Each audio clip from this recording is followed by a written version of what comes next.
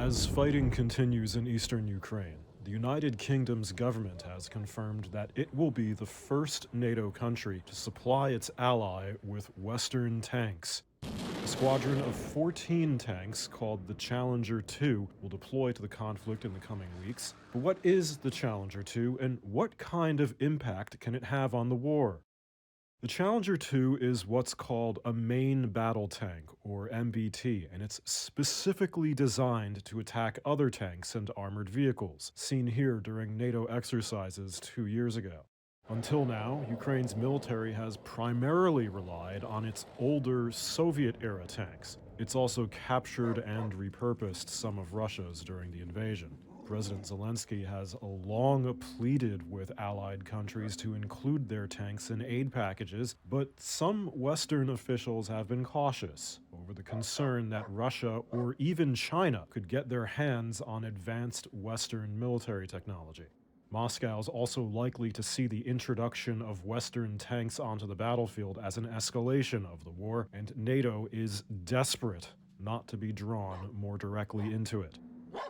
The Challenger 2 has been in service with the British Army since 1994 and has been deployed to Bosnia, Iraq, and other crises. The UK's gift could put added pressure on other NATO countries, particularly the US and Germany, to give their own tanks, which have so far resisted. Along with the Challenger 2, Britain's also giving Ukraine about 30 artillery vehicles called the AS-90.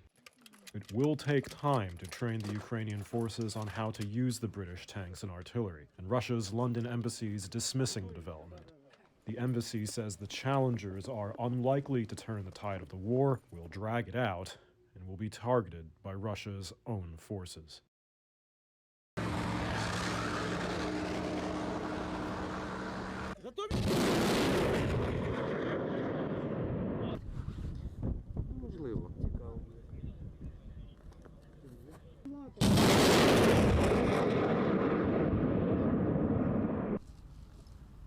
Церкву брать за орієнтир, не по-християнськи.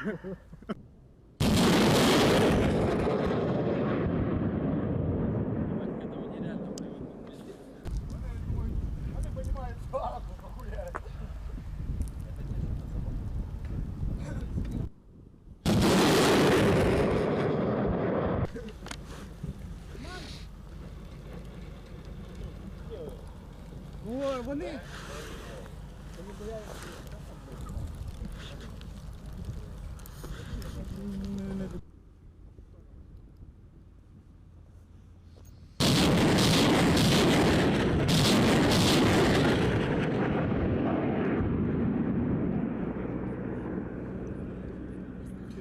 в цель, что будем попадать четко. Обидві установки полностью, наверное, но это не точно.